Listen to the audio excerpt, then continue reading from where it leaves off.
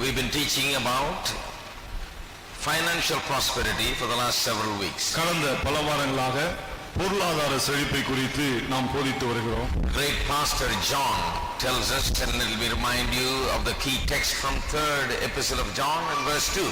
மாபெரும் மேய்ப்பனாகிய யோவான் இப்படியாய் கூறுகிறார். நம்முடைய முக்கியமான வசனம் 3 யோவான் 2ஆம் வசனம். Let me remind you of that.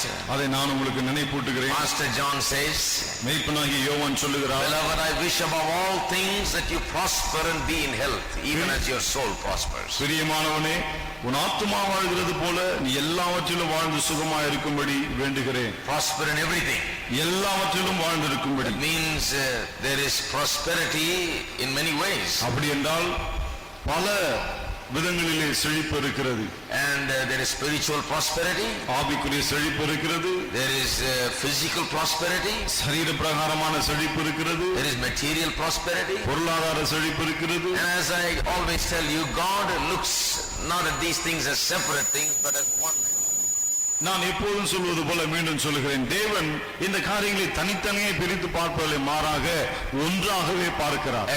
A person cannot be truly prosperous until he is prosperous in all these ways. ஒரு மனிதன் இந்த எல்லா விதங்களிலும் செழிப்பா இருந்தால்தான் அவர் மெய்யாகவே செழிப்படைந்திருக்கிறார். And the Bible does not only teach about spiritual prosperity. வேதாகம் கூட வெறும் ஆவிக்குரிய செழிப்பை மட்டும் போதிப்பதில்லை. This is something that Christians have believed over the years. கிறிஸ்தவர்கள் இதைதான் காலகாலமாய் விசுவாசித்து வருகிறார்கள். That it is Bible only gives us spiritual things. என்ன அது? வேதாகம் வெறும் ஆவிக்குரிய காரியங்களை மட்டுமே கொடுக்கிறது. But it doesn't give us anything practical to live in this world. இந்த உலகத்தில் வாழ்வதற்கு தேவையான நடைமுறைக்கேற்ற காரியங்கள் எதையும் கொடுப்பதில்லை. Only speaks of high and mighty spiritual things. மேன்மையான ஆவிக்குரிய காரியங்களை மட்டுமே பேசுகிறது என்று It is not true. It addresses every aspect of our life. ஆனால் அது உண்மை அல்ல. நம்முடைய வாழ்க்கை குறித்து சகல அம்சங்களை குறித்தும் வேதம் போதிக்கிறது. Just read the Bible thoroughly, you will understand. The Bible tells us so much about how to live a blessed life. வேதத்தை நன்றாய் வாசித்து பார்த்தால் உங்களுக்கே தெரியும் எப்படி பாக்கியமான வாழ்க்கை வாழ்வது என்பதை குறித்து வேதம் மிகவும் நன்றாய் போதிக்கிறது. How the blessings of God comes in a person's life. எப்படி ஒரு மனிதனுடைய வாழ்க்கையிலே தேவனுடைய ஆசீர்வாதங்கள் வருகிறது. So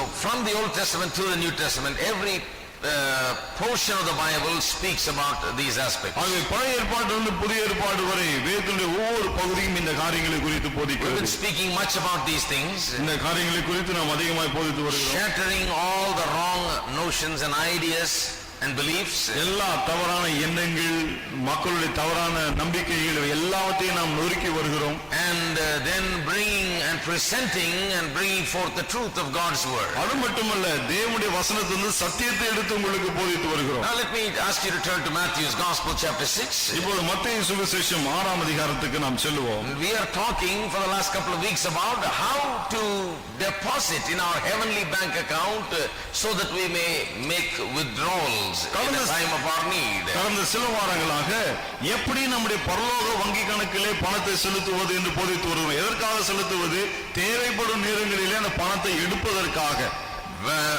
Matthew chapter 6 verse 19 says, மத்தேயு 6:19 சொல்லுகிறது, Lay not up for yourselves treasures upon earth where moth and rust doth corrupt, where thieves break through and steal. பூமியிலே உங்களுக்கு பொக்கிஷங்களை சேர்த்து வைக்க வேண்டாம்.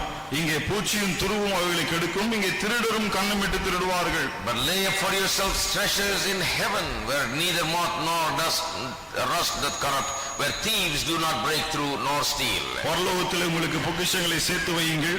அங்கே பூச்சியாவது துருவாவது கெடுக்கிறதும் இல்லை, அங்கே திருடர் கண்ணமிட்டு திருடுகிறதும் இல்லை. I have actually given exposition of these things already. இந்த காரியங்களை ஏற்கனவே நான் உங்களுக்கு விளக்கி சொல்லிவிட்டேன். But I read this because I want you to notice that we can lay up for ourselves treasures in heaven. பரலோகத்திலே நாம் நமக்காக பொக்கிஷங்களை சேர்த்து வைக்க முடியும். அதை சொல்வதற்காக தான் அதை வாசித்தேன். That is what we are talking about. அதை குறித்து தான் நாம் போதித்து வருகிறோம். How do we lay up for ourselves treasures in heaven? எப்படி பரலோகத்திலே நமக்காக நாம் பொக்கிஷங்களை சேர்த்து வைப்பது? What does the Bible say about those things? அந்த காரியங்களை குறித்து வேதம் என்ன போதிக்கிறது? Now I made it clear to you that the Bible does not teach against putting money in banks. பணத்தை கொண்டு போய் பேங்க்ல போடுவதற்கு எதிர்த்து வேதம் எதுவும் போதிக்கிறது இல்லை என்பதை நான் உங்களுக்கு I gave தெளிவுபடுத்தினேன். you an exposition of verses 19 and 20 already. ஏற்கனவே 19-20 வசனங்களை நான் உங்களுக்கு விளக்கி போதித்து விட்டேன். It is talking about making deposits in our heavenly bank நம்முடைய account. பரலோக வங்கி கணக்கிலே நாம் பணத்தை சேமிப்பதை குறித்து பேசுகிறது. How can we do that? எப்படி நாம் அதை செய்ய முடியும்? There are 4 ways we can do it. 4 விதங்களிலே நாம் அப்படி செய்யலாம். I shared with you already 2 ways. ஏற்கனவே 2 வழிகளை நான் உங்களுக்கு One is சொல்லிவிட்டேன். by giving our tithes and offerings, we lay up for ourselves treasures in heaven. ஒன்று நம்முடைய காணிக்கை தசமாவதை செலுத்துவதன் மூலமாக பரலோகத்திலே பொக்கிஷங்களை சேர்த்து வைக்கிறோம். And God says, I will open the windows of heaven and pour out a blessing. தேவன் சொல்லுகிறார், நான் வானத்தின் பலகணிகளை திறந்து ஆசீர்வாதங்களை பொழிய பண்ணுவேன். It's amazing when you look upon it as a deposit in heavenly bank account. பாருங்கள், பரலோக வங்கி கணக்கிலே பணத்தை போடுகிறேன் என்பது போல நீங்கள் அதை பார்க்கும்போது, And in the time of your need, you can withdraw from there. உங்கள் தேவை நேரத்திலே நீங்கள் அதிலிருந்து எடுத்துக்கொள்ளலாம். And God reaches, God is not making his living with your money there. பாருங்கள், உங்க பணத்தை கொண்டு ஆண்டவர் அங்க வாழ்ந்திருக்கவில்லை. You see, these are spiritual principles we are talking about. இவை எல்லாம் ஆவிக்குரிய கோட்பாடுகள், அதை பற்றி தான் நாம் பேசி வருகிறோம். God says, I will open the windows of heaven and pour out a blessing. தேவன் சொல்லுகிறார், வானத்தின் பலகணிகளை திறந்து ஆசீர்வாதங்களை பொழிய பண்ணுவேன். When you give tithes, God pours out blessings, he says. தசமாவதை கொடுக்கும்போது தேவன் சொல்லுகிறார், ஆசீர்வாதங்களை பொழிய We பண்ணுவேன். spoke about the whole thing about tithes. தசமாவதை குறித்து முழுவதுமாய் நாம் போதித்தோம். Secondly, we talked about how to make deposits by giving to the poor. இரண்டாவதாக ஏழைகளுக்கு கொடுப்பதன் மூலமா எப்படி நாம் பணத்தை இங்க டெபாசிட் செய்கிறோம், அதை பற்றி பார்த்தோம். Every penny that we give to the poor, everything that we give to the poor, the Bible says, he that giveth to the poor lendeth to the Lord and he will return to him. பாருங்கள், வேதம் சொல்லுகிறது, ஏழைகளுக்கு இறங்குகிறவன் கர்த்தருக்கு கடன் கொடுக்கிறான் என்று. ஆகவே நாம் கொடுக்கிற ஒவ்வொரு பைசாவும் அப்படிதான் இருக்கிறது. When we give to the poor, we are lending to the Lord and God gives it back with better interest than anybody else. நாம் ஏழைகளுக்கு கொடுக்கும்போது கர்த்தருக்கு கடன் கொடுக்கிறோம், மற்ற எல்லாரை விட ஆண்டவன் நிறைய வட்டியோடு சேர்த்து அதை நமக்கு திரும்ப This is கொடுக்கிறார். a way of blessing. இது ஆசீர்வாதத்துக்குரிய ஒரு வழியாகும். Now I believe that so many of you will testify that it has happened to you like that. என்னுடைய வாழ்க்கையிலும் இது நடந்திருக்கு என்று உங்களில் பலர் சாட்சி சொல்வீர்கள், எனக்கு தெரியும். That you have given to the poor and the needy people and God has blessed you because of that. ஏழைகளுக்கும் தேவையுள்ள மக்களுக்கும் நான் கொடுத்திருக்கிறேன், அது நிமித்தம் கர்த்தரனை ஆசீர்வதித்திருக்கிறார் என்று நீங்கள் சொல்வீர்கள். In fact, God blesses us with riches so that we can do these things. சொல்ல போனால் இந்த காரியங்களை நாம் செய்வதற்காக தான் தேவன் ஐஸ்வர்யத்தை நமக்கு கொடுக்கிறார். Not to make get all we can all we get and sit on our can. கிடைத்ததெல்லாம் சுருட்டினதெல்லாம் மூட்டை கட்டி அது மேல அப்படியே உட்கார்ந்ததற்காக கொடுக்கவில்லை. God gives us wealth. தேவன் ஐஸ்வர்யத்தை கொடுக்கிறார். The Bible says in Deuteronomy 8:18 that he gives us the power to get wealth. ஐஸ்வர்யத்தை சம்பாதிக்கக்கூடிய பலனை தேவன் கொடுக்கிறார் என்று உபாகமம் 8:18 That கொடுக்கிறது. sounds like God is materialistic. பாருங்க, இது பார்த்தா தேவன் ஏதோ ரொம்ப பணத்து மேல ஆசை வச்சிருக்கிறது போல. Why does he want people to be rich? ஏன் மக்கள் ஐஸ்வர்யமா இருக்க வேண்டும் என்று அவர் Why does விரும்புகிறார்? God want people to be blessed? ஏன் மக்கள் ஆசீர்வாதமா இருக்க வேண்டும் என்று தேவன் விரும்புகிறார்? Not so that they can be self-serving and selfish in their interests. ஏதோ சுயநலமாய் தங்களையே மையமாய் கொண்டவர்கள் வாழ வேண்டும் என்பதற்காக அல்ல. No, so that they can be like God, be rich in their giving. தேவனை போல அவர் இருக்கும்படி, கொடுப்பதிலே உதாரணமுள்ளவர்களாய் இருக்கும்படி அப்படி கொடுக்கிறார். So that they can help the poor ஏழைகளுக்கு உதவி செய்யும்படியாக, and do good things with it. அதை கொண்டு நல்ல காரியங்களை செய்யும்படியாக. So I showed you the principles of giving to the poor. ஆகவே ஏழைகளுக்கு கொடுப்பதன் கோட்பாட்டை நான் உங்களுக்கு காண்பித்தேன். Matthew chapter 6 in the Sermon on the Mount is actually talking about giving to the poor. மத்தேயு 6ஆம் அதிகாரம் மலை பிரசங்கத்திலே ஏழைகளுக்கு கொடுப்பதை குறித்தும் அவர் பேசுகிறார். He says that let not your left hand know what your right hand gives. என்ன சொல்லுகிறார்? உன் வலது கை கொடுப்பதை உன் இடது கை அறியாதிருக்கட்டும். That is talking about giving alms. இது ஏழைகளுக்கு கொடுப்பதை பற்றி பேசுகிறது. Not about giving offerings and tithes. காணிக்கை தசமாகம் கொடுப்பதை பற்றி பேசவில்லை. But Christian people have always thought that their offerings and tithes have to be that way. ஆனா கிறிஸ்தவங்களை பாருங்க, காணிக்கை தசமாகம் கொடுக்கும்போது இப்படிதான் கொடுக்கணும்னு நினைக்கிறாங்க. That your left hand cannot know what your right hand gives. அதாவது வலது கை கொடுக்கிறது இடது கைக்கு தெரியக்கூடாது. But I showed you it's wrong. In the Old Testament when they brought the tithe, it was brought in a way that it cannot be hid. They brought it in baskets and they put it up there and they gave it and everybody watched. மக்களுடைய இந்த எண்ணம் தவறு என்பதை உங்களுக்கு காண்பித்தேன். பழைய ஏற்பாடுல தசமாகம் காணிக்கை கொண்டு வரும்போது கூடையில போட்டு எடுத்துட்டு வரணும். அதுக்கு எடுத்துட்டு வரும்போது மக்கள் எல்லாரும் அதை பார்த்தார்கள். They didn't give it like this, மறைச்சு கொடுக்கல பாருங்க. அப்படி like people give offerings. மக்கள் சமயத்துல காணிக்கை கொடுப்பாங்க. It's given like that. அப்படிதான் கொடுக்கணும். I showed you Jesus was standing there looking at the offering.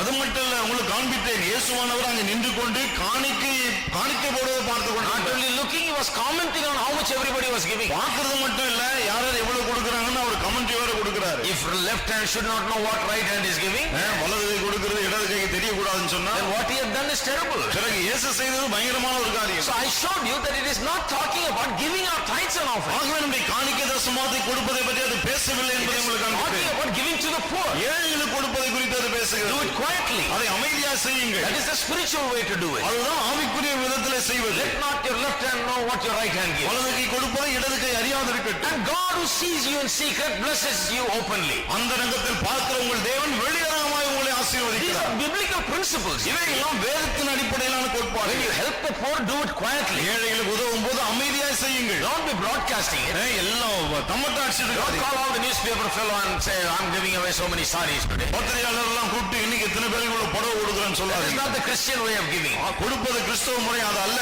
And you will lose your blessings. உங்கள் ஆசீர்வாதங்களை நீங்கள் இழந்து விடுவீர்கள். Do that, your only blessing will be, it will come out in the paper and everybody will say, what a great man he is, what a charitable person. அப்படி செய்தா உங்களுக்கு வரக்கூடிய ஒரே ஆசீர்வாதம் என்ன தெரியுமா? எல்லாரும் சொல்லுவாங்க எவ்வளவு நல்லவருங்க, எவ்வளவு தர்மம் செய்யறாரு அப்படின்னு. அவ்வளவுதான். No blessing from God. தேவனிடத்திலிருந்து எந்த ஆசீர்வாதம் வராது. Because Jesus said they have received their reward. They are finished with receiving it. They are not going to receive any more from me. ஏன்னா இயேசு சொன்னார் அவர்கள் தங்கள் பலனை அடைந்தாயிற்று, என்கிட்ட இருந்து இனி அவர்களுக்கு பலன் உண்டாகாது. Your reward is over. பலன் கிடைத்து விட்டது. So let us do it spiritually. ஆகவே ஆவிக்குரிய பிரகாரம் நாம் அதை Let செய்யலாம். us give tithes and offerings in the way that we should give it. காணிக்கை தசமாவதை எப்படி கொடுக்க வேண்டுமோ அப்படி கொடுப்போம். Bringing it and praising the Lord with it and giving it to our high priest அதை கொண்டு வருவோம். in heaven who dieth no more. அதை கொண்டு வருவோம், கர்த்தரை துதிப்போம்.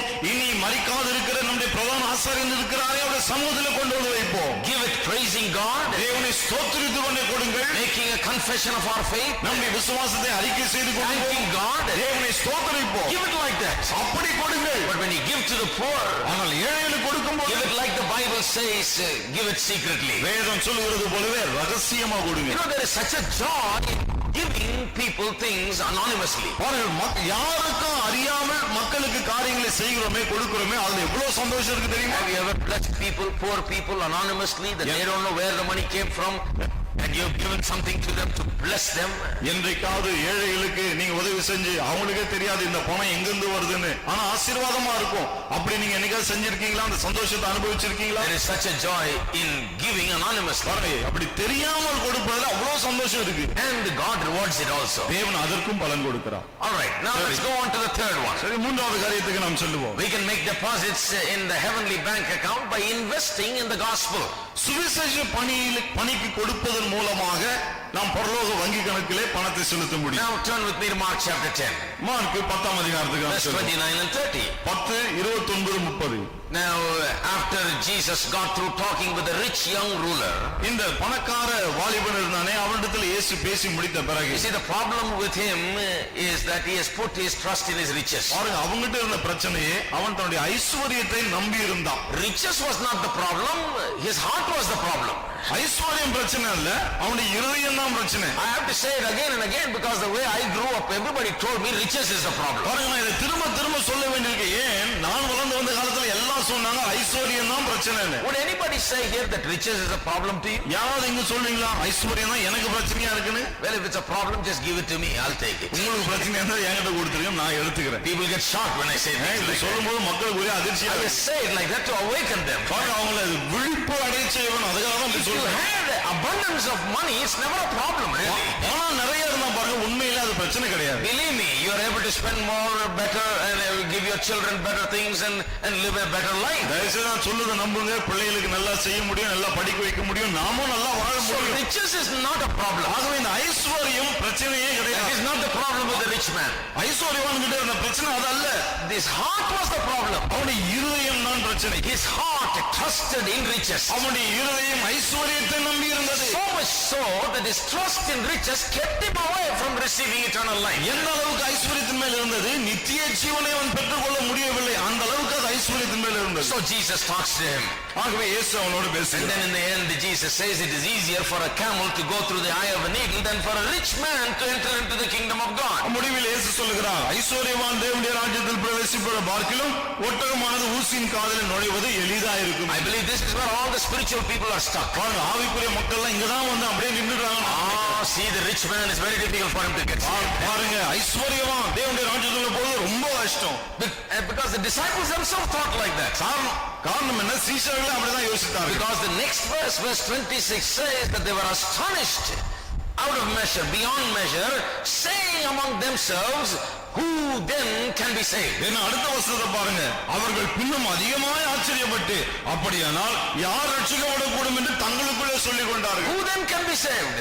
யார் ரட்சிக்கப்படக்கூடும்?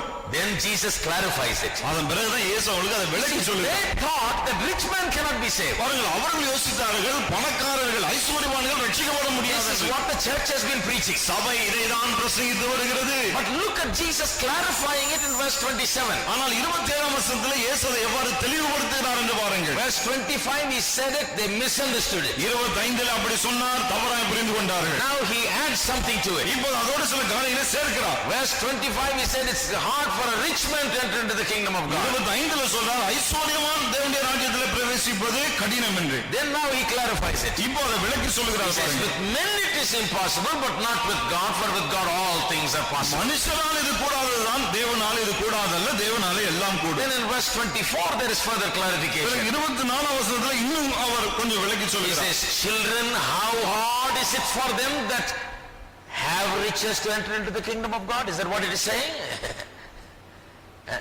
Is it saying that it is hard for them that have riches to enter into the kingdom of God? 24ல பிள்ளைகளே ஐஸ்வரியத்தை உடையவர்கள் தேவனுடைய ராஜ்யத்திலே பிரவேசிக்கிறது எவ்வளவு அரிதா இருக்கு அப்படியே சொல்றாரு? No.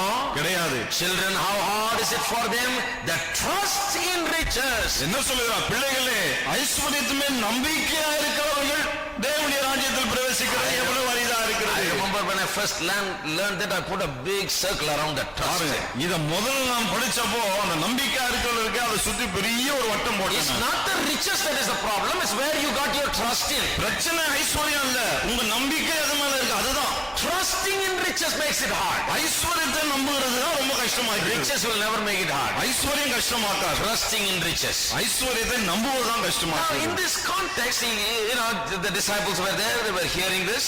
இந்த பின்னணியை பார்க்கும்போது சீஷர்கள் அங்க இருந்தார்கள், அவர்கள் இதெல்லாம் கேட்டுக்கொண்டிருந்தார்கள். Verse 28. 28ஆம் வசனம். Then Peter began to say unto him, Lo, we have left all and have followed thee. அப்போது பேதுரு அவரை நோக்கி, இதோ நாங்கள் எல்லாவற்றையும் விட்டு உம்மை பின்பற்றினோமே என்று சொல்லத் தொடங்கினார். We have left all and have followed thee. எல்லாவற்றையும் விட்டு உம்மை பின்பற்றினோமே. Now this is the complaint of a lot of preachers. நிறைய பிரசங்கியார்கள் கொடுக்கிற புகாரே இது. They say, Lord, we have left all and followed thee. என்ன சொல்ற? ஆண்டவரே எல்லாத்தையும் விட்டுட்டு நான் உங்களை பின்பற்றி வந்திருக்கோம். Sometimes we are very bad at going around saying we left everything and followed the Lord. சில சமயத்துல பாருங்க நாம ரொம்ப மோசமா இருக்கும். எல்லாத்தையும் விட்டு கர்த்தரை பின்பற்றி வந்துட்டேன்னு எல்லார்ட்டையும் சொல்லிட்டு Instead of இருக்கோம். preaching what Christ left and came to do here, கிறிஸ்துவான இதெல்லாம் விட்டு நமக்காக இங்க வந்தார் அதை சொல்லுது விட்டு magnify what we left. நாம என்னத்தெல்லாம் விட்டோம் அதெல்லாம் மேன்மையா பேசுறோம். Peter thinks that there is some special reward for he has given up his business of fishing. பேதுரு நினைக்கிறான் மீன் பிடிக்கிற வேலையை விட்டு வந்தமே இதுக்கு விசேஷ பலன் கிடைக்கும் என்று. So he says, we have left all and have followed thee. ஆகவே கேட்கிறான் எல்லாவற்றையும் விட்டு உம்மை பின்பற்றினோமே என்று. Jesus answered and said unto him, அதற்கு இயேசு பிரதியுத்தரமாக, Verily I say unto you. மெய்யாகவே நான் உங்களுக்கு சொல்லுகிறேன் He என்று puts that சொல்கிறார். verily in there because people find it difficult to believe these ஆனா things. 30 வசனம் முடிக்கும்போது அப்படி சொல்றார் மெய்யாகவே. ஏன்னா இது மக்களுக்கு இது நம்புறது ரொம்ப கஷ்டமா இருக்கு. There is no man that hath left house or brethren or sisters or father, mother, wife or children or lands for my sake and the gospel's, but he shall receive 100-fold in this time houses, brethren, sisters, mothers, children, lands, with persecutions, and in the world to come eternal life. என் நிமித்தமாகவும் சுவிசேஷத்து நிமித்தமாகவும் வீட்டையாவது சகோதரையாவது சகோதரிகளையாவது தகப்பனையாவது தாயையாவது மனைவியாவது பிள்ளைகளையாவது நிலங்களையாவது விட்டவன் எவனும் இப்பொழுது இம்மையிலே துன்பங்களோடு கூட நூறத்தனையாக வீடுகளையும் சகோதரரையும் சகோதரிகளையும் தாய்களையும் பிள்ளைகளையும் நிலங்களையும் மறுமையிலே நித்திய ஜீவனையும் அடைவான் என்று மெய்யாகவே உங்களுக்கு சொல்லுகிறேன். It's talking about a man or woman leaving these things or giving up these things for God's sake and for the gospel's sake, for the name of Christ, for their faith in Christ and for the gospel's sake. கிறிஸ்துவின் நிமித்தம், கிறிஸ்துவின் மீது கொண்டிருக்கிற விசுவாசத்தின் நிமித்தம், சுவிசேஷத்தின் நிமித்தம் இதெல்லாம் விட்டு விடுகிறார்களே அவர்களை குறித்து பேசுகிறது. This is not talking about how you have to give up all these things to serve God. பாருங்க தேவனை சேவிக்கிறதுக்காக இதெல்லாம் விட்டுட்டு வரணும்னு சொல்றாங்க, அதை பத்தி இது பேசல. Let's not get into religious kind of things. இப்படிப்பட்ட மத போனிக்குள்ள நாம் போக வேண்டாம். You see, God is not trying to just take everything you got. இருக்கிறதெல்லாம் உங்ககிட்ட ஆண்டவர் பறித்து கொள்ள முயற்சிக்கிறது இல்ல. But there were people that had to leave these things in order to follow the Lord. ஆனா சில ஆட்கள் இருந்தார்கள் கர்த்தரை பின்பற்றுவதற்காக இதெல்லாம் விட்டுவிட வேண்டியதா இருந்தது. Even today many people lose their houses, mother, father, sisters and so on. அவர்கள் இன்றைக்கு கூட பல தங்களுடைய வீடுகள், சகோதர சகோதரிகள் எல்லாவற்றையும் இழக்கிறார்கள். You see, they lose it because of their faith in Christ. ஏன் இழக்கிறார்கள்? கிறிஸ்து மீது கொண்டிருக்கிற விசுவாசத்து நிமித்தம். We are not telling people get saved and leave your father and mother and brother and sister and come away. ரட்சிக்கப்பட்ட பிறகு அப்பா அம்மா சகோதர சகோதரி எல்லாத்தையும் விட்டுட்டு வந்துருங்க நாம சொல்லல யாருக்கும். No. கிடையாது. We don't say don't support your family. குடும்பத்தை ஆதரிக்காதீங்கன்னு சொல்லல. And don't feed your family. குடும்பத்தை போஷிக்காதீங்கன்னு சொல்லல. That is not what the Bible teaches. வேதம் அப்படி போதிக்கிறது இல்லை. Sometimes because of your faith in Christ you may have to give up these things. சில சமயத்திலே கிறிஸ்துவின் மீது நீங்கள் கொண்டிருக்கிற விசுவாசத்து நிமித்தம் எல்லாம் விட்டுவிட வேண்டியதா இருக்கிறது. Sometimes you lose your possessions. சில சமயத்தில் இருக்கிறதை நாம் இழந்து போகிறோம். It was very much so in the beginning days of the Christian church. கிறிஸ்தவ சபை ஆதி நாட்களிலே மெய்யாகவே இப்படிதான் இருந்தது. It was a costly thing to follow Jesus. கிறிஸ்துவை பின்பற்றுவது என்பது ரொம்ப விலை கொடுக்க வேண்டிய காரியமா You may இருந்தது. lose everything you got. இருந்து எல்லாவற்றையும் ஒருவேளை இழக்க நேரிடும். You may not even have a home. They may drive you out and they may put you out because of your faith in Christ. கிறிஸ்துவை நீங்கள் விசுவாசம் நிமித்தம் வீட்டை கூட இழக்கலாம். வீட்டை விட்டு வெளியே துரத்தி விடலாம். You may be disowned and father and mother and brothers and sisters may say you don't even belong to the family. தாய் தகப்பன் சகோதர சகோதரி எல்லாரும் நீ என் குடும்பத்தை சேர்ந்தவர்கள் என்று வெளியே துரத்தியும் விடலாம். What will happen? என்ன நடக்கும்? Jesus said, இயேசு சொன்னார், you will receive 100-fold. நூறத்தினையாய் நீங்கள் பெற்றுக்கொள்வீர்கள். ஆமென். You will receive 100-fold. நூறத்தினையாய் பெற்றுக்கொள்வீர்கள். Now Jesus is making this very clear to people. பாருங்க, இயேசு ரொம்ப தெளிவாக மக்களுக்கு சொல்லுகிறார். He says it doesn't work just for Peter and the apostles, it works for any man, he says. பாருங்க, வெறும் பேதுரு அப்போஸ்தலர் அவர்களுக்கு மட்டும் இது கிரியை செய்யாது, எந்த மனுஷனுக்கும் இது கிரியை செய்யும். There is no man that has left his house, mother, father, brother, sister, he says. பாருங்க, நிலங்களையாவது வீடுகளையாவது விட்டவன் எவனும் என்று சொல்லுகிறார். He says, Peter, it's not just working for you, it works for everybody. சொல்ல பேதுருவே இது உனக்கு மட்டும் கிரியை செய்கிறது இல்லை, எல்லாருக்கும் கிரியை செய்யும். Works for a believer, ஒரு விசுவாசி கிரியை செய்கிறது. works for a preacher, ஒரு பிரசங்கியாருக்கும் கிரியை செய்கிறது. works for anybody and everybody. யாரானாலும் எவனானாலும் கிரியை செய்கிறது. Peter has left maybe some things. பேதுரு ஒருவேளை சில காரியங்களை விட்டு இருக்கலாம். He's thinking about what he's going to get. என்ன கிடைக்கும் அவன் யோசிச்சுட்டு இருக்கான். Sometimes we forget along the way how we started. சில சமயத்துல பாருங்க, பாதி வழியில போகும்போது நாம எப்படி ஆரம்பித்தோம் என்பதை நாம் மறந்து விடுகிறோம். You know, when you go back and read how these people left everything and came and followed. பாருங்க, இந்த ஆட்கள் எப்படி எல்லாவற்றையும் விட்டு கர்த்தரை பின்பற்றினார்கள் என்பதை நீங்கள் வாசித்து பார்க்கும்போது you will see that they didn't catch any fish, toiling all night. பாருங்க, ராத்திரி எல்லாம் முயற்சித்தும் எந்த மீனையும் பிடிக்கல நீங்க பார்க்கலாம். And Jesus does a miracle and they bring in fish that they cannot pull to the shore. இயேசு ஒரு அற்புதத்தை செய்கிறார், கரைக்கு கொண்டு வர முடியாதபடிக்கு அவ்வளவு அதிகமான மீன்களை அவர்கள் கொடுக்கிறார். As a result they left everything and followed him. அதன் மூலமாக தான் எல்லாவற்றையும் விட்டு அவரை பின்பற்றினார். What happened? என்ன நடந்தது? They realized அவர்கள் ஒன்றை உணர்ந்தார்கள். I've been going after fishes in the sea. கடலிலே மீன்களை பிடிக்க அது பின்னால போன பிறகு Toiled all night and got nothing. ராத்திரி எல்லாம் முயற்சிச்ச ஒண்ணும் கிடைக்கல. But now I know this man who made the heaven and earth and the fish and the sea and the fish in it, and I'm going to leave all these things and follow him. அதன் பிறகு என்ன சொன்னார்கள்? வானத்தையும் பூமியையும் கடலையும் அதில் உள்ள எல்லாவற்றையும் மீன்களை உண்டாக்கின இவர் எங்களுக்கு தெரியும், ஆகவே இவை எல்லாவற்றையும் விட்டு அவரை பின்பற்ற போகிறோம் என்றார். They didn't say we're leaving everything, putting away our net and following him, we don't know where our food is going to come from. எங்க வலை எங்க மீன் எல்லாத்தையும் விட்டு போறோம், அடுத்த வேளை சாப்பாடு எங்கிருந்து வரணும்னு எங்களுக்கு தெரியலன்னு சொல்லலாம். They left all and followed him because they realized with him there will always be fish. இவரோடு கூட இருந்தா எப்போதும் மீன் கிடைக்கும் தெரியும், ஆகவே எல்லாத்தையும் விட்டுட்டு அவரை பின்பற்றினார். Hello, are you there? இருக்கீங்களா? These disciples, they didn't just come away like that. இந்த சீஷன் சும்மா அப்படியே வந்துடல பின்னாடி. They realized that this one can provide, this person can provide. இவர் நமக்கு எல்லாவற்றையும் கொடுக்க முடியும் என்பதை உணர்ந்தார்கள். You see, I didn't leave good things and come in for ministry. பாருங்க, ஏதோ நான் நல்ல விஷயங்களை விட்டு ஊழியத்துக்கு வந்துட்டேன்னு கிடையாது. To hunger and starve and die. பசி பட்னியா கிடந்து சாக. No. கிடையாது. I left everything and came because I know that Jesus will provide. நான் எல்லாவற்றையும் விட்டு வந்தேன். ஏன்? எனக்கு தெரியும் இயேசு எனக்கு தருவார். I've got a God who made the fish and the sea and the fish in it. கடலையும் அதில் உள்ள மீன்களையும் உண்டாக்கின தேவனே நம்முடையவனா இருக்கிறார். And they who trust in him will never be put to shame. அவரை நம்புகிறவர்கள் ஒரு நாளும் வெட்கப்பட்டு போக மாட்டார்கள். So that is why I don't go around talking about I left everything and came and look I don't have nothing. ஆகவே தான் பாருங்க, நான் எல்லாத்தையும் விட்டு வந்தேன், என்கிட்ட ஒண்ணுமே இல்லை, இப்படி எல்லாம் நான் பேசுறதே கிடையாது. I say I left everything and came and I got best of everything. நான் என்ன சொல்லுகிறேன்? எல்லாத்தையும் விட்டு வந்தேன், இருக்குல்ல சிறந்ததை இப்போது பெற்றுக் கொண்டிருக்கிறேன். Because the one who made everything is my Lord and the one who called me into this ministry. ஏனென்றால் எல்லாவற்றையும் என்னை அழைத்த தேவன், எல்லாவற்றையும் உண்டாக்கின தேவன் என்னை ஊழியத்துக்கு என்று அழைத்திருக்கிறார், அவர்தான் என்னுடைய ஆண்டவர் என்று நான் சொல்லுகிறார். Sometimes preachers forget this. சில சமயத்துல பிரசங்கியார்கள் இதை மறந்து விடுகிறார்கள். Peter was a preacher like that. பேதுரு இப்படிப்பட்ட பிரசங்கியாளர். Wait a minute, we left everything, we followed. அவன் சொன்னான், இயேசுவை கொஞ்சம் எல்லாத்தையும் விட்டு நம்ம பின்பற்றினோமே. Jesus said 100-fold. இயேசு சொல்லுகிறான், 100 கிடைக்கும். You will get 100-fold. 100 உனக்கு கிடைக்கும். What will you get?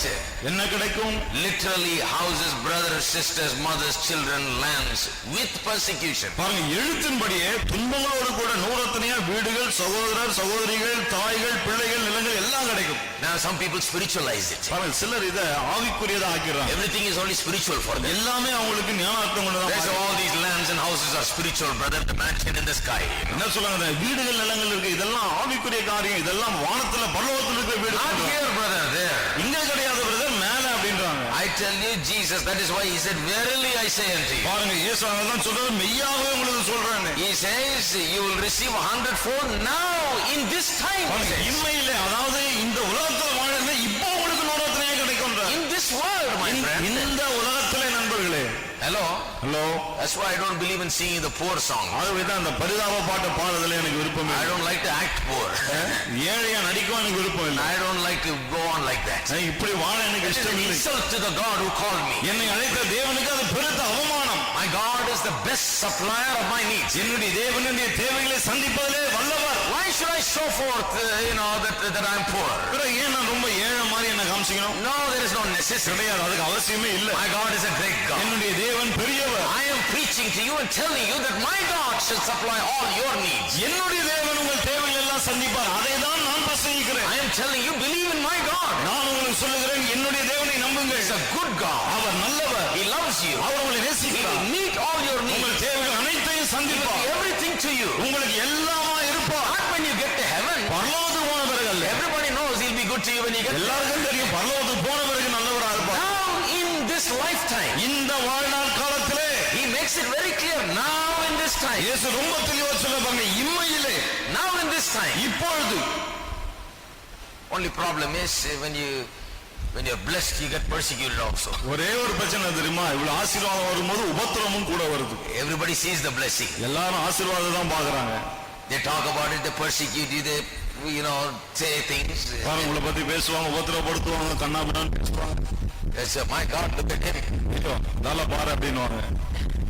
But praise God. ஆனால் கர்த்தருக்கு ஸ்தோத்திரம். We are blessed. நாம் பாக்கியவான். Amen. Amen. Are you afraid of that persecution? அந்த உபத்திரங்களை கண்டு பயப்படுகிறீர்களா? I tell you, my friend, this is a good persecution. நான் உங்களுக்கு சொல்லிட்டேன் நண்பர்களே, இது நல்ல உபத்திரவம். Amen. Amen. This is a good persecution. இது நல்ல உபத்திரவம். Where you got all the blessings of God and everybody is chewing on it. வாங்க, தேவனுடைய ஆசீர்வாதம் எல்லாம் உங்களுக்கு இருக்கு, எல்லாம் அதை போட்டு மென்னு தூப்புறாங்க. You got all the blessings of God and everybody is upset about it. தேவனுடைய ஆசீர்வாதம் எல்லாம் உங்களிடம் இருக்கிறது, மற்றவங்க அதை கண்டு ரொம்ப கோபப்படுறாங்க. That's a good way to go, my friend. இது நல்ல ஒரு விதமான வாழ்க்கை இருக்கு. Don't you think so? இது நல்லது நினைக்கல நீங்க? So rejoice. ஆகவே களிகூருங்கள். Rejoice, because if they despise you and speak ill of you, you're blessed, the Bible says. பரியாசம் பண்ணி கேலியாய் பேசினால் நீங்கள் பாக்கியவான்கள் என்று வேதம் சொல்லுகிறது. ஆகவே களிகூருங்கள். If people despise your blessing that comes from God, தேவனிடத்திலிருந்து வருகிற உங்கள் ஆசீர்வாதங்களை மக்கள் பரியாசம் செய்தால், then they are despising God himself. பிறகு தேவனையே அவர்கள் பரியாசம் So செய்கிறார்கள். I have no apology to make and I do not live in that way. I have nothing to explain. பாருங்க, இதுக்கு மேல விலைக்கு சொல்ல என்கிட்ட எதுவும் இல்லை. I'm just blessed of God. நான் தேவனால் ஆசீர்வதிக்கப்பட்டது. I always speak of God's blessing. நான் எப்பொழுதும் தேவனுடைய ஆசீர்வாதங்களை மட்டுமே And I பேசுகிறேன். never want to say negative things. சிற்போக்கான காரியங்களை நான் ஒருபோதும் சொல்ல விரும்புவதில்லை. Because Jesus said in this life, ஏனால் இயேசு சொன்னார், இம்மையிலே, இந்த வாழ்க்கையிலே என்று. He is interested in me being blessed in this life. இந்த வாழ்க்கையிலே நான் ஆசீர்வாதமாய் இருப்பதை தான் இயேசு விரும்புகிறார். And then he says specifically, and in the world to come eternal life. அது மட்டுமல்ல, மறுமையிலே நித்திய ஜீவனை என்று வரப்போகிற உலகத்தை பற்றியும் குறிப்பாய் He சொல்லுகிறார். separates this life and in the world to come. பாருங்க, இந்த வாழ்க்கையும் வரப்போகிற அந்த வாழ்க்கையும் அவர் தனித்தனியே பிரிக்கிறார். Blessings here and blessings there. இங்கேயும் ஆசீர்வாதங்கள், அங்கேயும் ஆசீர்வாதங்கள். Praise God. கர்த்தருக்கு How ஸ்தோத்திரம். many of you believe in blessings எத்தனை here? பேர் ஆசீர்வாதங்களை நம்புகிறீர்கள்? And if you don't believe in blessings here, இங்க ஆசீர்வாதங்களை நீங்கள் நம்பாவிட்டால், doesn't bother me. If you fight it against it, I say to you, all right, don't believe it. எனக்கு பிரச்சனையே இல்ல. அதை எதிர்த்து நீங்க சண்டை போட்டீங்கன்னா சரி, உங்க இஷ்டம். You just go to heaven crying. பரலோகத்துக்கு அழுதுட்டே You just go to heaven lacking and in want and not having enough always. குறைவுகளோடு தாட்சிகளோடு எப்ப பார்த்தாலும் இல்ல இல்ல என்ற பிரச்சனையோடு பரலோகம் Sing போவீங்க. the sad songs and the poor songs. துக்க பாட்டு ஏழை பாட்டு இதையே பாடிட்டு போவீங்க.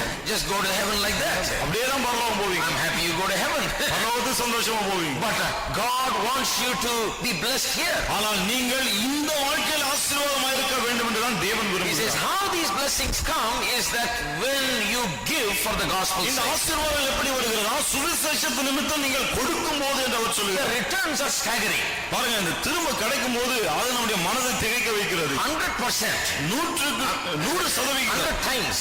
மணிக்கு 100 மடங்கு. 100 times is much different from 100%. பாருங்க, 100% வேறு, 100 மடங்கு வேறு. Now this is not like these companies giving interest. இந்த கம்பெனிங்க வட்டி கொடுக்கறாங்க அந்த மாதிரி கிடையாது. That is silly. அது ரொம்ப அல்பத்தனமான. God says 100 times. தேவன் சொல்கிறார் 100 மடங்கு. 100 times. 100 அத்தனை. We have a financial prosperity system that is working for us so bountifully. பாருங்க, ஒரு பொருளாதார செழிப்பு விகிதம் நமக்கு வேலை செய்கிறது. அதுல நிறைய நமக்கு கிடைக்கிறது. When we invest in the gospel, when we give something for the gospel's sake, சுவிசேஷத்து நிமித்தம் நாம் எதையாவது கொடுக்கும்போது, எதையாவது செய்யும் போது, it is the greatest and the biggest investment that you can make. அதுதான் நீங்கள் செய்யக்கூடிய மிகப்பெரிய ஒரு முதலீடா இருக்கிறது. Now people have told me, I don't understand much of these things, but some people have told me that they make, crores in stocks. பாருங்க, எனக்கு இது புரியல. ஆனா மக்கள் சொல்றாங்க இந்த ஸ்டாக்ல பங்கு சந்தையில கோடிக்கணக்கான முதலீடு செஞ்சு. When they explain these things, you're astonished. They put so much and got so many times more. பாருங்க, இதெல்லாம் விலைக்கு சொல்றது ஆச்சரியமா இருக்கு. இவ்வளவுதான் பணம் போட்டுருக்காங்க, ஆனா திரும்ப கிடைக்கும்போது நிறைய கிடைக்குதுன்னு. But I've also heard stories about they put so much and everything was lost. ஆனா இந்த கதையும் கேட்டிருக்கேன். போய் போடுவாங்க, இருக்கிறதெல்லாம் போயிடும். So I'm telling you the other side of the story. இன்னொரு பக்கத்தையும் சொல்றேன் பாருங்க. But I am telling you from the Bible the best investment scheme. ஆனா வேதத்திலிருந்து சிறந்த முதலீட்டு திட்டத்தை பற்றி நான் உங்ககிட்ட பேசுறேன். When you give for the gospel's sake, சுவிசேஷத்துக்காக நீங்கள் கொடுக்கும்போது there is only one result. ஒரே ஒரு பலன் தான் உண்டு.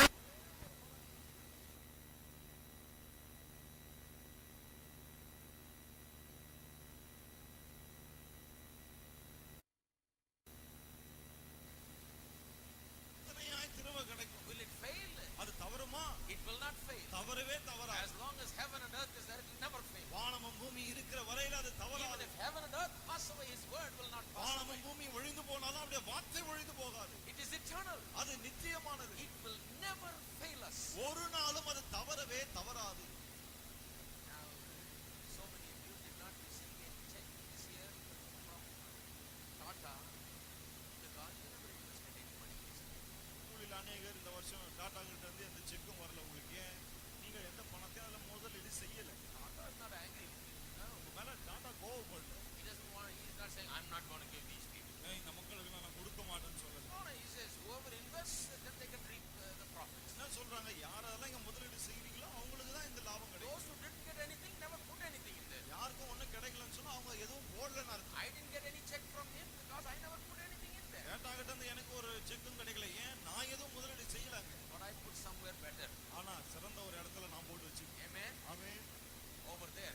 அங்க போட்டு வச்சிருக்கேன். When you give to the gospel, சுவிசேஷத்துக்காக நீங்கள் கொடுக்கும் போது you get 100-fold. 100 அத்தனையும் உங்களுக்கு திரும்ப The கிடைக்கிறது. only reason that people don't get is because they have never put anything in there. மக்களுக்கு கிடைக்காமல் போவதற்கு ஒரே காரணம் என்ன? அவர்கள் எதையும் கொடுப்பதில்லை. In the church world, we have a lot of people that never believe in depositing but only believe in withdrawing. சபையில நிறைய பேர் இருக்காங்க. பணத்தை போடுறத நம்புறதே இல்ல, எடுக்கிறத தான் அவங்க நம்பிட்டு இருக்காங்க. They are praying, crying to God. அவங்க ஆண்டவரை பார்த்து அழுது Oh God, ஜெபிக்கிறாங்க. have you not seen my tears? ஆண்டவரே, என் கண்ணீரை பார்க்கலையா? Don't you see my problem? என்னுடைய பிரச்சனைகள் தெரியல Don't you see அவங்களுக்கு. my struggles? என்னுடைய போராட்டம் I தெரியல can't அவங்களுக்கு. pay my rent. வாடகை கொடுக்க I முடியல. can't buy my food. சாப்பிட முடியல I சரியா. can't pay the fees for my children. என்ன பிள்ளைகளுக்கு ஃபீஸ் கட்ட I முடியல. can't do anything. எதையும் செய்ய முடியல. Need on every side. எல்லா பக்கத்திலும் தேவைகள் இருக்கிறது. Need and want and lack. தேவைகள், தாட்சிகள், குறைவுகள். Will you not answer? பதில் கொடுக்க மாட்டீரா? Will you not do something? நீர் எதையாவது செய்ய மாட்டீரா? God says, I have provided the best system for you to prosper. தேவன் சொல்லுகிறார், நீங்கள் செழிப்படைய சிறந்த ஒரு முறையை நான் கொடுத்திருக்கேன் You உங்களுக்கு. can multiply your resources. உங்கள் ஆதாரங்களை நீங்கள் பெருக்கலாம். You can put in and withdraw. நீங்கள் அதுல போட்டு பணத்தை எடுத்துக்கொள்ளலாம். You can do this continuously, இதை தொடர்ந்து நீங்கள் செய்யலாம். but you have not done it. ஆனால் நீங்கள் அதை செய்யவில்லை. See, investing in the gospel is the greatest investment that you can do. சுவிசேஷ பணியில முதலீடு செய்கிறோமே அதுதான் நாம் செய்கிற மிகப்பெரிய ஒரு முதலீடு. Jesus said it works for every man. இயேசு சொன்னார் அது எவருக்காயிலும் கிரியை செய்யும். Not just the special privilege of preachers like Peter, but every person. பேதுரு போன்ற பிரசங்கியாளர்களுக்கு மாத்திரம் கிடைக்கிற ஒரு சாக்கியம் அல்ல, ஒவ்வொருவருக்கும் இது உண்டு. Amen. Amen. So invest in the gospel. ஆக சுவிசேஷ பணியிலே முதலீடு You செய்யுங்க. want to be prosperous and be blessed, invest in the gospel. நீங்கள் ஆசீர்வாதமான செழிப்போடு இருக்க விரும்புகிறீர்களா, சுவிசேஷத்திலே முதலீடு செய்யுங்கள். Gospel is the preaching of the gospel and the propagation of the gospel is the greatest enterprise in the world. சுவிசேஷத்தை பிரசங்கித்து உலகமெங்கும் பரப்புகிறோமே அதுதான் உலகத்திலே மிக சிறந்த ஒரு வேலையா இருக்கிறது. Coca-Cola decided, it seems, that every little corner in the world must know the name Coca-Cola. Coca-Cola ஒரு தீர்மானம் பண்ணாங்களா, என்ன அது உலகத்துல மூல முடுக்கெல்லாம் இந்த Coca-Colaன்ற பேர் எல்லாருக்கும் தெரிஞ்சிருக்கணும். Sounds nice, but I don't know if it will happen. கேட்க நல்லதா இருக்கு, ஆனா நடக்குமான்னு தெரியல. Because I can go here a little bit away and nobody knows what Coca-Cola is. ஏன்னா கொஞ்சம் தூரம் இப்படி தள்ளி போனா Coca-Colaனா என்னன்னு யாருக்கும் தெரியல. I can tell you of millions of people that have never drunk it. அது குடிக்காத லட்சக்கணக்கான மக்கள் இருக்காங்க But பாருங்க. Jesus said, go and preach this gospel to every creature. ஆனால் இயேசு சொன்னார், போய் இந்த சுவிசேஷத்தை ஒவ்வொரு சிருஷ்டிக்கு அறிவியுங்கள். To the ends of the world. உலகத்தின் சகல மூலைகளிலும். Let every creature hear this gospel. ஒவ்வொரு சிருஷ்டியும் இந்த சுவிசேஷத்தை கேட்கட்டும். I tell you, we are better enterprise than Coca-Cola. நான் உங்களுக்கு சொல்லட்டும், Coca-Cola விட நாம செய்யற வேலை மிக பெருசு. This is the greatest enterprise of the world. உலகத்திலே தலை சிறந்த ஒரு பணி இதுதான். A great program is going on, my friend. மிகப்பெரிய ஒரு நிகழ்ச்சி நடந்து கொண்டிருக்கிறது. Don't be just coming to church and going as if nothing is happening. ஏதோ ஒண்ணுமே நடக்காத மாதிரி சும்மா சபைக்கு வந்துட்டு அப்படியே A போய்டாதீங்க. great missionary enterprise is in progress. மிகப்பெரிய ஒரு மிஷனரி பணி நடைபெற்று வருகிறது. The gospel is being carried to the ends of the earth. சுவிசேஷம் உலகத்தின் மூலை முடுக்கெல்லாம் சுமந்து By செல்லப்படுகிறது. so many organizations, by so many missionaries, by so many people. பல ஸ்தாபனங்கள், பல மக்கள், பல மிஷனரிகள் அதை செய்து வருகிறார்கள். This is God's program. இது தேவனுடைய நிகழ்ச்சி. God has authorized it. தேவன் இதற்கு அதிகாரம் கொடுத்திருக்கிறார். Forth. தேவன் தான் அவளை அனுப்பி இருக்கிறார். God has blessed it. தேவன் அதை ஆசீர்வதித்திருக்கிறார். It will prosper. அது வாய்க்கும். And souls will be saved. ஆத்துமாக்கள் A ரட்சிக்கப்படுவார்கள். great harvest is ready. மிகப்பெரிய அறுவடை ஆயத்தமா இருக்கிறது. Harvest is plenty. Harvest is white and plenty. அறுப்பு மிகுதியா ஏற்ற காலத்தை அறுவடைக்கு ஏற்றிருக்கிறது. Only laborers are few. வேலையாட்கள் தான் கொஞ்சமா இருக்கு. God has so much souls to be reaped in the end time. அறுப்பதற்கு முடிவு காலத்திலே நிறைய ஆத்துமாக்கள் இருக்கிறார்கள். So this is a great enterprise. ஆகவே இது மிகப்பெரிய ஒரு பணியா இருக்கிறது. Are you going to get involved in it? நீங்கள் இதில் ஈடுபட போகிறீர்களா? You can just look at it and say, well, he's a missionary, let him do it. He's going to preach, let him do it. நீங்க சும்மா அப்படியே பார்த்து இவர் missionary sir, இவர் செய்யட்டும், இவர் பிரசங்கிக்கிறார் சார், இவர் I don't want to do anything. இதுக்கு எனக்கு சம்பந்தம் இல்ல. Fine. நல்லதுதான். The missionary or the preacher will never starve because you didn't give. ஏதோ நீங்க கொடுக்காதனால மிஷனரியோ பிரசங்கியாரோ பட்டினி கிடக்க போறது இல்ல. Hello? Hello, Are you there? இருக்கீங்களா? Are you there? இருக்கீங்களா? You're there, say amen. இருந்தா ஆமென் சொல்லுங்களேன். How many of you know God fed Elijah? எத்தனை பேர் தெரியும் தேவன் எலியாவை போஷித்தார்னு? His own people didn't feed him. தான் அவனுடைய சொந்த ஜனங்களே அவனை போஷிக்கல. God took care of him. ஆனா தேவன் அவனை கவனித்துக் கொண்டார். Amen. Amen. When the whole nation of Israel went apostate, இஸ்ரவேல் தேசம் முழுவதும் தேவனுக்கு விரோதமாய் திரும்பிய போது 7,000 people God preserved. 7,000 பேரை தேவன் பாதுகாத்தார். You know, some of them were eating right from the king's table and the king didn't even know it. பாருங்க, சில ராஜாவின் மேஜையில இருந்து சாப்பிட்டாங்க, ராஜாவுக்கு அது தெரியாது. God arranged everything. தேவன் எல்லாவற்றையும் ஒழுங்கு They செய்தார். were eating king's food, my friend. ராஜாவின் உணவை அவர்கள் சாப்பிட்டார்கள். During Moses' time, the king ordered every male posterity, a child must be killed and destroyed. மோசேயின் காலத்திலே எல்லா ஆண் பிள்ளைகளும் கொல்லப்பட வேண்டும் என்று ராஜா கட்டளை கொடுத்தார். But Moses was right in the palace, eating the king's food, spending the king's money, living in the palace to throw him one day in the Red Sea. ஆனா மோசே பாருங்கள், ஒரு நாளிலே அந்த ராஜாவை செங்கடலில் ஆழ்த்துவதற்கு அவன் அந்த ராஜாவின் அரண்மனையிலே உட்கார்ந்து அங்க படித்து அங்க சாப்பிட்டு அங்கேயே வளருகிறான். He is raising up the one who will destroy him. தன்னை அழிக்க போகிறவனை அந்த ராஜா வளர்த்து So கொண்டிருக்கிறான். God has many ways. தேவனுக்கு பல What வழிகள் I am தெரியும். saying is the missionary enterprise is going on. என்ன சொல்ல வருகிறேன், மிஷனரி பணி நடைபெற்று வருகிறது. If you don't care about it and if you say I don't do anything about it, அதை பற்றி நீங்க அக்கறை காட்டாம அதுக்கு எனக்கு சம்பந்தம் இல்லை என்று நீங்கள் சொன்னால், I am not a preacher who believes that we should tell people if you don't give we don't do. நீங்க கொடுக்கலன்னா எங்களால செய்ய முடியாது அப்படி சொல்லக்கூடிய ஆள் நான் அல்ல. No. கிடையவே கிடையாது. I believe in saying even if anybody doesn't give, God will make sure this goes. நான் என்ன விசுவாசிக்கிறேன், யாருமே கொடுக்கலாலும் பரவாயில்லை, இந்த ஊழியம் நடைபெறும்படி கர்த்தர் பார்த்துக் கொள்வார். Amen. Amen. God will make sure. தேவன் அதை பார்த்துக் I am கொள்வார். very sorry, some people misrepresent it and they say if you don't give then we can't do it. ரொம்ப வருத்தமா இருக்கு பாருங்க, சிலர் தப்பா மாத்தி சொல்லிட்டாங்க, நீங்க கொடுக்கலாம் எதுவுமே நடக்காதுன்றாங்க. No, I will never say that. கிடையாது, நான் அப்படி சொல்லவே மாட்டேன். Because my God is more than able. ஏனென்றால் இந்த தேவன் முற்றிலும் வல்லவராய் இருக்கிறார். But ஆனால் if we get involved in it, நாம் அதில் ஈடுபடுவோம் என்றால் then we will be blessed. பிறகு நாம் You ஆசீர்வதிக்கப்படுவோம். don't get involved in it, you miss the blessing. நீங்கள் அதில் ஈடுபடாவிட்டால் இழப்பு உங்களுக்கு தான். If you say I don't care about the missionary enterprise, missionary பணியை பற்றி எனக்கு கவலை இல்லை என்று I நீங்கள் don't சொன்னார், care about taking the gospel to the whole world, சுவிசேஷத்தை உலகமெங்கும் கொண்டு செல்ல வேண்டும் என்ற அக்கறை எனக்கு இல்லை என்று I நீங்கள் will சொன்னார், not give anything to it. நான் அதற்கு எதையும் கொடுக்க மாட்டேன் என்று சொன்னால், Well, that's your wish, my friend. அது உங்களுடைய விருப்பம் நண்பர்களே. Because you're missing out the greatest investment opportunity. ஏனென்றால் மிகப்பெரிய ஒரு முதலீட்டு வாய்ப்பை நீங்கள் இழக்கிறீர்கள். If I was you, I would not miss out on it. If I was you, I will not miss out on it. நான் நீங்களா இருந்தா கண்டிப்பா அப்படி இழக்க மாட்டேன். You know, when things were going good, when the financial situation was good in India, இந்தியாவுல இந்த பொருளாதார சூழ்நிலை ரொம்ப நல்லா இருந்தபோது, when the stocks were doing good, இந்த பங்கு சந்தைலாம் நல்லா இருந்தபோது, you see people just going and grabbing all the applications. மக்கள் போய் இருந்த அப்ளிகேஷன்லாம் பிடிக்கிட்டு வந்தாங்க. அப்படியே Everything is oversubscribed. எல்லாத்துக்கும் அதிகமா பணம் போட்டாங்க. You think people are fools?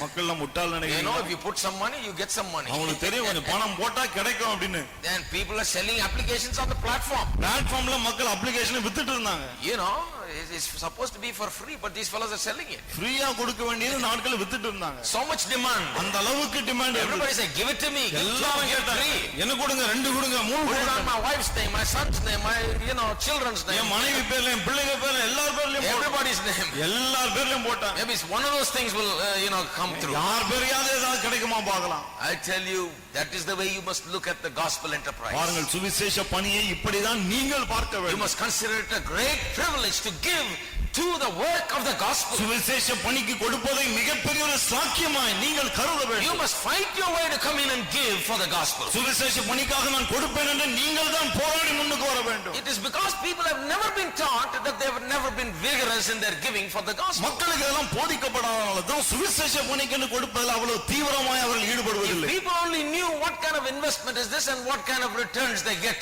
They will fight to get in and put something in it. என்ன விதமான முதலீடு இதுல போட்டா என்ன எவ்வளவு திரும்ப கிடைக்கும் என்று மக்களுக்கு தெரிந்தா முண்டி அடிச்சிட்டு வந்து போடுவாங்க. But most people are against this. ஆனா நிறைய பேர் இதை எதிர்க்கிறார்கள். Don't preach about prosperity. செழிப்பை பத்தி எல்லாம் பேசாதீங்க, That's ungodly. அதெல்லாம் தேவ We பக்தியை don't want to tell people all these things. மக்களுக்கு இதெல்லாம் நாம சொல்ல விரும்புறது இல்ல.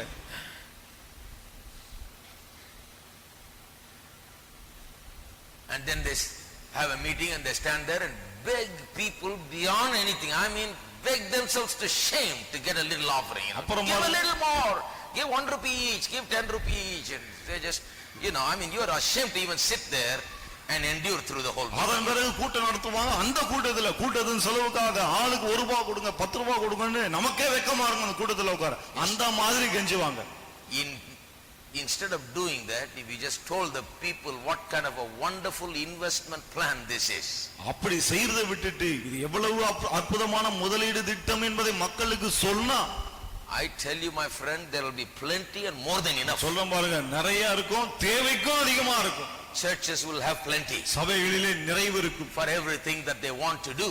எதெல்லாம் செய்ய விரும்புறாங்க எல்லாத்துக்கும் இருக்கும். If we told the people about what kind of investment this is. என்ன விதமான முதலீடு இது என்பதை மக்களுக்கு நாம் சொல்லி இருந்தால் போதும். Amen. Amen. Are you there? இருக்கீங்களா? Do you believe in investing in the gospel? சுவிசேஷ பணியிலே முதலீடு செய்வதை நம்புகிறீர்களா? Good for you. அது உங்களுக்கு நல்லது. I have told this to you today. You want to do it, you do it. சொன்னேன் இல்லையா, நீங்க செய்ய விரும்பினா செய்யலாம்.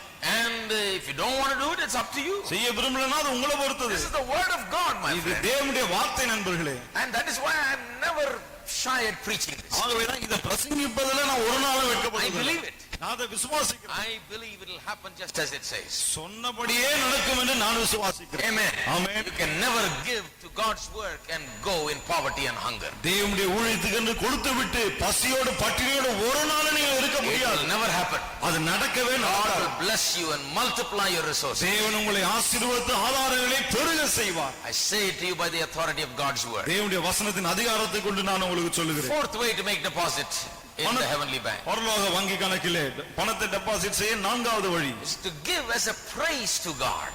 தேவனுக்கு நன்றி செலுத்தும் விதமாக கொடுப்பது. Is even Israel made offerings to the Lord. பாருங்கள், இஸ்ரவேல் மக்கள் கர்த்தருக்கு காணிக்கை செலுத்திய They போது brought offerings of praise. அவர்கள் ஸ்தோத்திர காணிக்கையை கொண்டு வந்தார்கள். They just no reason, just thankfulness, praise. They just loved God. They said, well, I'm bringing this as an offering. எந்த காரணமும் இல்ல, கர்த்தரை நேசித்தார்கள், ஆகவே இந்த காணிக்கையை கொண்டு வரேன்னு ஸ்தோத்திர காணிக்கையை கொண்டு So வந்தார்கள். today we can use giving as an instrument of praise. ஆகவே இன்றைக்கு இந்த கொடுப்பதை ஒரு ஸ்தோத்திரமாக நாம் செலுத்த முடியும். That is one way of giving.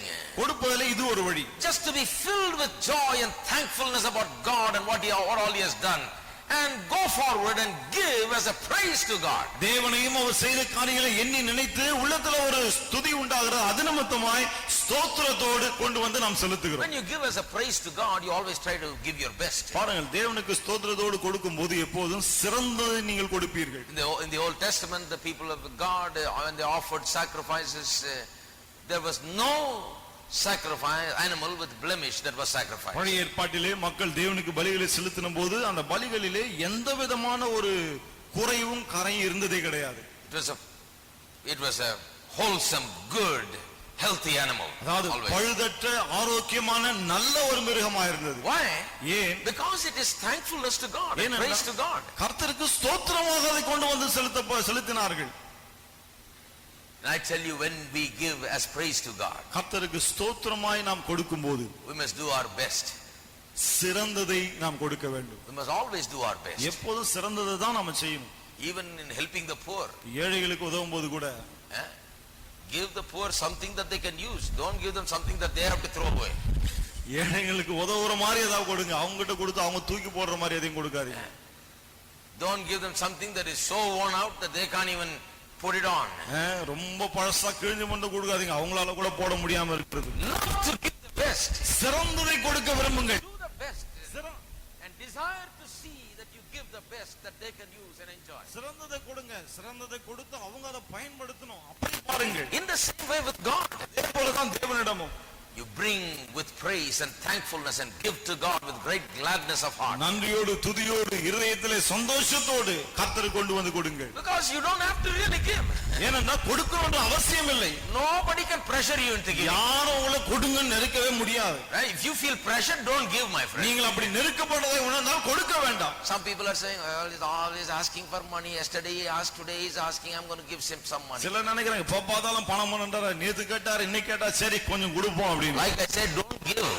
நான் சொன்னேன் இல்லையா, கொடுக்காதீங்க. When you are feeling like that, don't give. அப்படி நீங்கள் உணரும்போது கொடுக்க வேண்டாம். You should not give. கொடுக்க கூடாது. Should not give out of pressure. நெருக்குறாங்களே கொடுக்க கூடாது. You should give out of joy and cheerfulness. மகிழ்ச்சியோடு உற்சாகத்தோடு நீங்கள் கொடுக்க வேண்டும். Giving should always be with praise. கொடுக்கும் போதெல்லாம் ஸ்தோத்திரத்தோடு கொடுக்க And வேண்டும். God inhabits the praises of his people. தேவன் தம்முடைய மக்களின் துதிகளின் மத்தியிலே வாசம் பண்ணுகிறார். And he will maintain our right and our cause.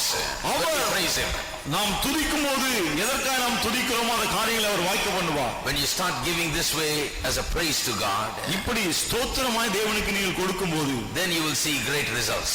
மாபெரும் பலன்களை நீங்கள் It காண்பீர்கள். releases the power of God. தேவனுடைய வல்லமையை அது அவிழ்த்து விடுகிறது. It releases God's miracle in your life. வாழ்க்கையிலே தேவனுடைய அற்புதங்கள் நிகழ உதவி செய்கிறது. Praise God. கர்த்தருக்கு ஸ்தோத்திரம். So give us a praise. ஆகவே ஸ்தோத்திரத்தோடு கொடுங்கள். Now let me talk about withdrawals. இப்போது பணத்தை எடுப்பதை குறித்து நான் பேசுகிறேன். All right, we have been talking about making deposits. பணத்தை போடுவதை பற்றி பேசணும் இல்லையா? All right, now you need money. இப்போது பணம் தேவைப்படுகிறது. You have needs. உங்களுக்கு தேவைகள் இருக்கிறது. You have to have certain things. சில காரியங்கள் உங்களுக்கு வேண்டும். How do you make the withdrawals from your heavenly bank? உங்கள் பரலோக வங்கி கணக்கிலிருந்து எவ்வாறு பணத்தை எடுப்பது? Jesus said, lay up treasures there. இயேசு சொன்னார், அங்கே பொக்கிஷங்களை சேர்த்து வையுங்கள். Moth and rust does not corrupt, and thieves do not steal there. பூச்சியின் துருவு அங்கே கெடுப்பதில்லை, திருடரும் அங்கே திருடுவதில்லை. And he also said, the money is multiplying there. அது மட்டுமல்ல, பணம் அங்கே பெருகிறது என்றும் அவர் சொன்னார். The returns are great. உங்களுக்கு திரும்ப கிடைப்பது ரொம்ப பெருசா இருக்கு.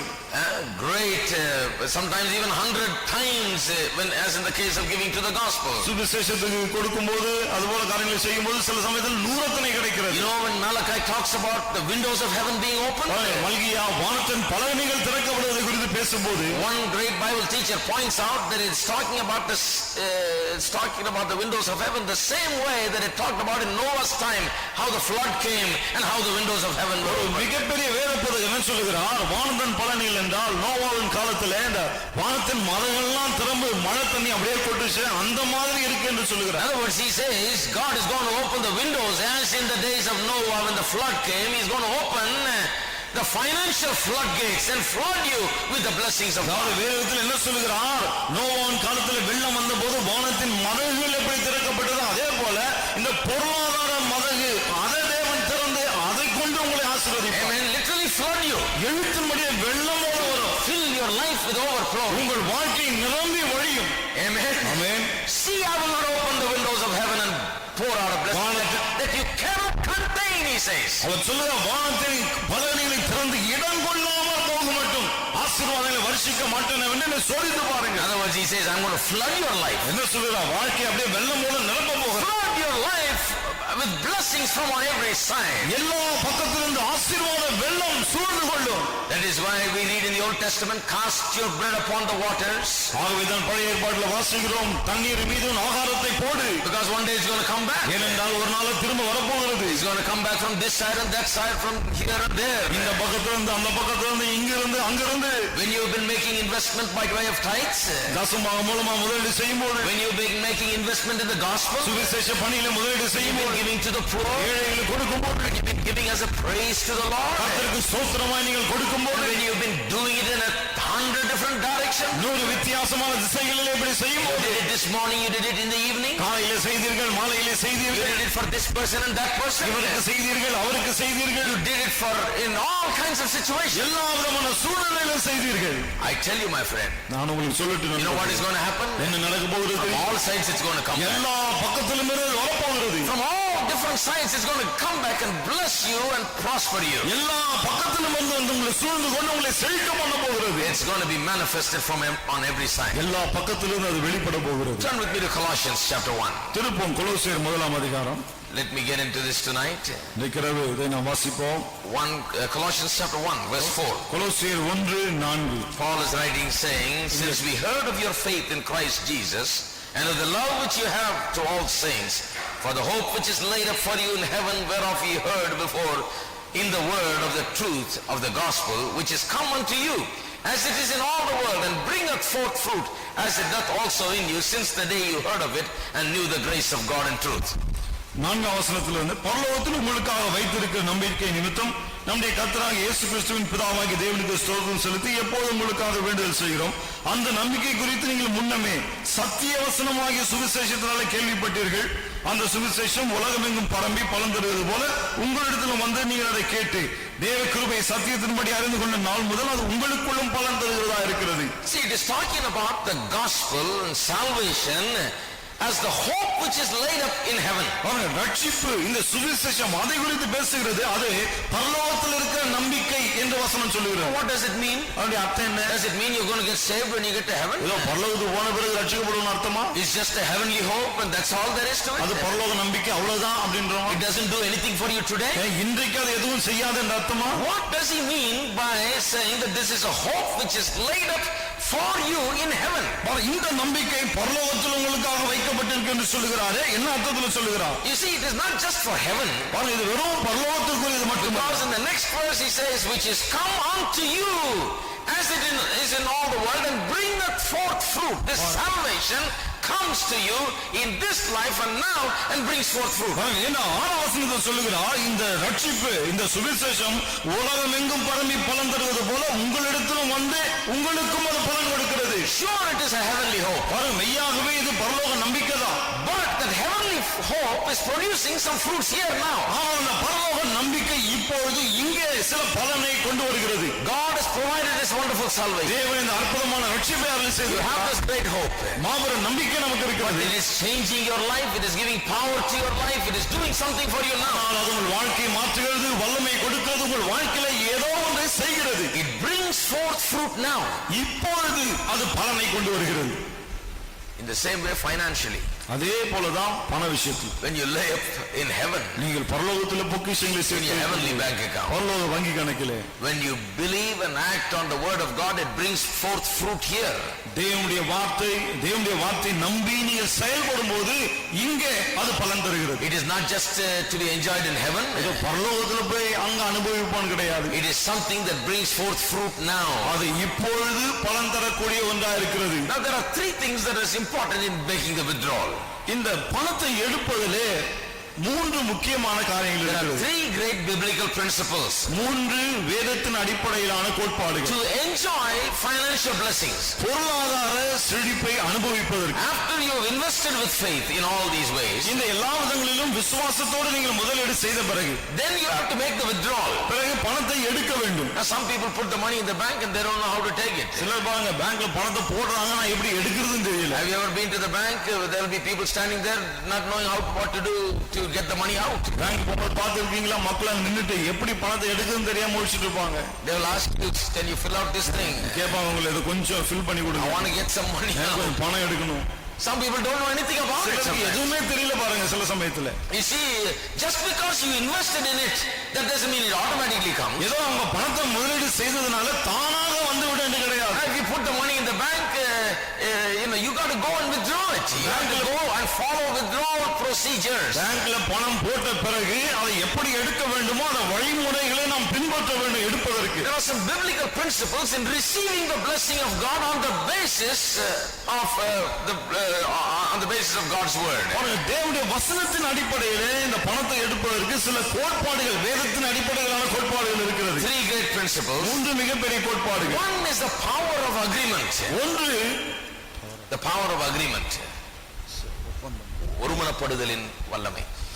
ஒருமனப்படுவதின் வல்லமை. Secondly, the power of confession. இரண்டாவது அறிக்கை செய்வதின் வல்லமை. And then thirdly, the power of standing expectantly on the word of God. மூன்றாவது தேவனுடைய வசனத்தை சார்ந்து எதிர்பார்ப்போடு நிற்பது. These are the three things that you use to receive your financial blessings. உங்கள் பொருளாதார ஆசீர்வாதங்களை நீங்கள் பெற்றுக்கொள்வதற்கு இந்த மூன்று காரியங்களை தான் நாம் பயன்படுத்துகிறோம். Let me just get into the power of agreement tonight and close with it, and then we'll look at it the rest next week. இன்றைக்கு ஒருமனப்படுவதின் வல்லமை, இதை மாத்திரம் பார்த்து முடிப்போம். அடுத்த வாரம் மற்ற காரியங்களை பார்ப்போம். For just a couple of minutes we'll look at Matthew chapter 18. ஒரு சில நிமிடங்கள் அதை பார்ப்போம். மத்தேயு 18ஆம் அதிகாரம். Matthew 18. மத்தேயு 18ஆம் verse அதிகாரம் 19 and 20. 19-20 வசனங்கள். Again I say unto you that if two of you agree on earth as touching anything that they shall ask, it shall be done for them of my Father which is in heaven. அல்லாமலும் உங்களில் இரண்டு பேர் தாங்கள் வேண்டிக் கொள்ள போகிற எந்த காரியத்தை குறித்தாலும் பூமியிலே ஒருமனப்பட்டிருந்தால் பரலோகத்திற்கு என் பிதாவினால் அவர்களுக்கு உண்டாகும் என்று உங்களுக்கு சொல்லுகிறேன். This is talking about a spiritual principle of agreement. பாருங்கள், ஒருமனப்படுகிற ஒரு ஆவிக்குரிய கோட்பாட்டை குறித்து இது பேசுகிறது. Two of you come together and agree together on this earth as touching anything. எந்த காரியத்தை குறித்தாலும் இந்த பூமியில ரெண்டு பேர் ஒருமனப்பட்டிருந்தால், whether it be finances or anything, அது பணமோ அல்லது வேற எந்த விஷயமோ. Oftentimes I preach this in the wedding services. அடிக்கடி திருமணத்திலே நான் இதை பிரசங்கிக்கிறேன். When you agree on earth, பூமியிலே நீங்கள் ஒருமனப்படும் போது, when you and your wife agree on earth as touching the financial matters of your life, உங்கள் வாழ்க்கையின் பொருளாதாரம் பண விஷயங்கள் குறித்து நீங்கள் உங்கள் மனைவி இந்த பூமியிலே ஒருமனப்படும் போது, about your needs and your wants, உங்கள் தேவைகளை குறித்து, உங்களுக்கு தேவையான காரியங்களை குறித்து, about your requirements, உங்களுக்கு அவசியமான agree on earth. பூமியிலே ஒருமனப்பட்டால், if you will come with one mind, ஒரே மனதோடு நீங்கள் வந்தால், and you will begin to believe God for these things, இந்த காரியங்களுக்காக தேவனை நீங்கள் விசுவாசித்தால், that agreement brings great power so that it shall be done for them of my Father which is in heaven. அந்த ஒருமனத்தில் மிகுந்த வல்லமை இருக்கிறது. பரலோகத்தில் பிதாவினாலே அது உங்களுக்கு கொடுக்கப்படுகிறது. Every need will be met. ஒவ்வொரு தேவையும் சந்திக்கப்படும். There is nothing impossible. முடியாதது என்று எதுவுமே கிடையாது. If you just hold on, you determine and you stay together and agree.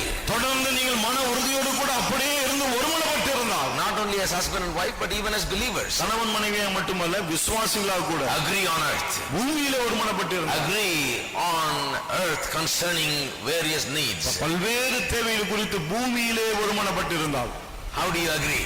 எப்படி ஒருமனப்படுவது? Agreement is based on God's word. தேவனுடைய வசனத்தின் அடிப்படையில தான் ஒருமனப்படுவது. God's word says that if you do this, then this is the result. தேவனுடைய வார்த்தை சொல்லுகிறது, இதை நீங்கள் செய்தால் இதுதான் உங்களுக்கு So உண்டாகும். that when you get in agreement with another person, ஆகவே இன்னொருவரோடு நீங்கள் ஒருமனப்படும்போது you are saying, I have done what God's word says. நீங்கள் என்ன சொல்லுகிறீர்கள்? தேவனுடைய வார்த்தை என்ன சொல்லுகிறதோ அப்படியே நான் செய்திருக்கிறேன். I have done my part of it. அதுல என்னுடைய பகுதியை நான் செய்து விட்டேன். And now I stand in faith. ஆகவே இப்போது விசுவாசத்திலே நான் நிற்கிறேன். You stand with me also. நீங்கள் என்னோடு நில்லுங்கள். That every need will be met. ஒவ்வொரு தேவையும் சந்திக்கப்படும். That we can accomplish this. இந்த காரியத்தை நாம் சாதித்து That முடிக்கலாம். this will be made possible. இது நமக்கு சாத்தியமாகும். That this will be done and accomplished. இதை நாம் செய்து முடிப்போம். You see, when you agree on earth, பாருங்க, பூமியிலே நீங்கள் ஒருமனப்படும்போது, on earth, பூமியிலே, see, I want to really concentrate on this thing. பாருங்க, இந்த காரியத்தை நான் அதிக கவனம் செலுத்த Let விரும்புகிறேன். me just mention one or two things. ஒன்று ரெண்டு காரியங்களை நான் உங்களுக்கு சொல்லட்டும். You see, agree on earth, பாருங்கள், பூமியிலே ஒருமனப்பட்டிருந்தால், not anything possible in heaven, you know. It's not saying anything is possible in heaven. பரலோகத்திலே எல்லாம் முடியும் அப்படி சொல்லல வசனம். It says agree on earth. பூமியிலே ஒருமனப்பட்டிருந்தால், Agree about anything that you ask. பாருங்க, நீங்கள் கேட்கிற எந்த காரியத்தை குறித்தாலும் ஒருமனப்பட்டிருந்தால் It shall be done. அது உங்களுக்கு ஆகும். It is talking about in this earth how we can receive the blessings of God. இந்த பூமியிலே நாம் எப்படி தேவனுடைய ஆசீர்வாதங்களை பெற்றுக்கொள்வது அதை குறித்து பேசுகிறது. Being one-minded. ஒரே மனதோடு. That is what we see in the book of Acts about the early church. அப்போஸ்தலர் நடபடிகளின் புத்தகத்திலே ஆதி திருச்சபை குறித்து அதை தான் நாம் பார்க்கிறோம். Come in one mind. ஒருமனப்பட்டு And வந்தார்கள். they pray. They ஜெபித்தார்கள். stand together. ஒன்றாய் நின்றார்கள். Work in agreement with one another. ஒருமனப்பட்டு அவர்கள் கிரியை And செய்தார்கள். they accomplish great things. பெரிய காரியங்களை சாதித்தார்கள். That is why even often in ministry there Paul and Silas was there. Paul and Barnabas was there. ஆகவேதான் ஊழியத்திலே பவுலும் சீலாவும் இருந்தார்கள். பவுலும் பர்னபாவும் இருந்தார்கள். Together they are working. சேர்ந்து இணைந்து ஊழியம் செய்தார்கள். Because it is good to have someone to agree with you. ஏனென்றால் உங்களோடு ஒருமனப்பட ஒரு ஆள் இருந்தால் நல்லது. To pray with you, stand in agreement with you, believe with you. உங்களோடு ஜெபிக்க, உங்களோடு விசுவாசிக்க, உங்களோடு ஒருமனப்பட்டு இருக்க. To be of one mind concerning the things of God. தேவனுடைய காரியங்களை குறித்து உங்களோடு ஒரே சிந்தையா இருக்க. Whatever you shall ask, it shall be done. நீங்கள் எதை கேட்டாலும் உங்களுக்கு உண்டாகும். I like that. அது எனக்கு பிடிச்சிருக்கு பாருங்க. Whatever it shall done. எதை கேட்டாலும் Whatever சரி. you shall ask. எந்த காரியத்தை குறித்தாகிலும். Many people are unable to believe this. அநேகரால இதை நம்ப முடியல. Whatever you shall ask. எந்த காரியத்தை குறித்தாகிலும். Whatever you shall ask. எந்த காரியத்தை குறித்தாகிலும். A believer doesn't ask against the will of God. ஒரு விசுவாசி தேவனுடைய சித்தத்துக்கு புறம்பா எதையும் கேட்க A மாட்டார். true believer always knows the will of God and asks accordingly. உண்மையான விசுவாசி தேவனுடைய சித்தத்தை அறிந்து அதன்படி தான் ஜெபிப்பார். That is why it says if they ask whatever they ask, ஆகவேதான் சொல்லுது எந்த காரியத்தை குறித்தாலும் கேட்டால் it shall be done unto them. அது அவர்களுக்கு உண்டு. Here that you as a believer know what you are asking. இது எதன் அடிப்படையில் சொல்லப்பட்டிருக்கு? விசுவாசியாகி நீங்கள் என்னத்தை கேட்கிறோம் என்று அறிந்து கேட்கிறீர்கள். அதன் அடிப்படையில் You சொல்லி know what is the will of God. தேவனுடைய சித்தம் இன்னதென்று உங்களுக்கு தெரியும். And you are asking according to His will. பிறகு அவருடைய சித்தத்தின் அடிப்படையிலே நீங்கள் That is why whatever you ask is given. ஆகவேதான் எந்த காரியத்தை குறித்தாகலும் என்று அங்கே வருகிறது. Because many people say, how can God give anything that we ask? நிறைய பேர் என்ன கேட்கிறாங்க, நம்ம ஆண்டவர் என்ன கேட்டாலும் கொடுத்துருவாரா? We may be asking wrong things. ஒருவேளை நம்ம தப்பா கேட்கலாம். That is the problem with believers. விசுவாசிகள்கிட்ட பிரச்சனையா அதுதான். Why do we pray wrong prayers? ஏன் தப்பான ஜெபம் செய்றோம்? You see, that is why I believe that we must put the word first and prayer comes next. ஆகவேதான் நான் என்ன சொல்றேன், முதலாவது வசனத்துக்கு இடம் கொடுக்கணும், அப்புறம் தான் ஜெபம் வரணும். You see, we must put the right things in right order. காரியங்களை சரியான வரிசையில வைக்கணும். The word first, வசனம் முதலாவது, prayer next. ஜெபம் அடுத்தது இருக்கு. One prayer is not first. ஏன் ஜெபம் முதலாவது இல்ல? Now, if I said prayer first, everybody will say, oh, what a spiritual thing, you know. ஜெபம் முதலாவது இருக்குன்னு நான் சொன்னா, ஓ இது ஆவிக்குரிய விஷயம் சொல்லுவாங்க. You know, if I said, oh, you pray 4 hours every day, that's enough. ஒவ்வொரு நாளும் 4 மணி நேரம் ஜெபிங்க, அது போதும்னு Oh, they சொல்றேன். say, what a holy man. என்ன பரிசுத்தவான். But I'm emphasizing the word. ஆனா நான் வசனத்தை வலியுறுத்துகிறேன். First put the word. முதலாவது வசனத்தை வையுங்க, Pray. அதன் பிறகு ஜெபிங்க. Without the word, you can pray 40 days and 40 hours or whatever you want to do. You can cry to God and beat the gates of heaven. Nothing is going to happen. வசனம் இன்னாமல் 40 மணி நேரமோ 40 நாளோ நீங்க ஜெபம் பண்ணி பரலோக வாசலை முட்டி மோதினாலும் எதுவும் நடக்காது. Prayer is in vain when you don't do it according to the word. வசனத்தின் அடிப்படையில் ஜெபிக்காவிட்டால் ஜெபம் வீணாகிவிடும். So word must always be first. ஆக வசனம் எப்பொழுதும் முதலாவது இருக்க You must வேண்டும். be governed by the word. வசனம் உங்களை ஆள வேண்டும். Pray according to the word. வசனத்தின்படி ஜெபிக்க வேண்டும். Because the word gives us the will of God. ஏனென்றால் வசனம் தான் தேவனுடைய சித்தத்தை நமக்கு தெரிய பண்ணுகிறது. So the word is first, my friend. ஆகவே வசனம் தான் முதலாவது. So this particular verse is assuming that. ஆகவே இந்த குறிப்பிட்ட வசனம் அப்படிதான் நீங்க ஜெபிப்பீங்கன்னு அதே யூகித்துக் கொள்கிறது.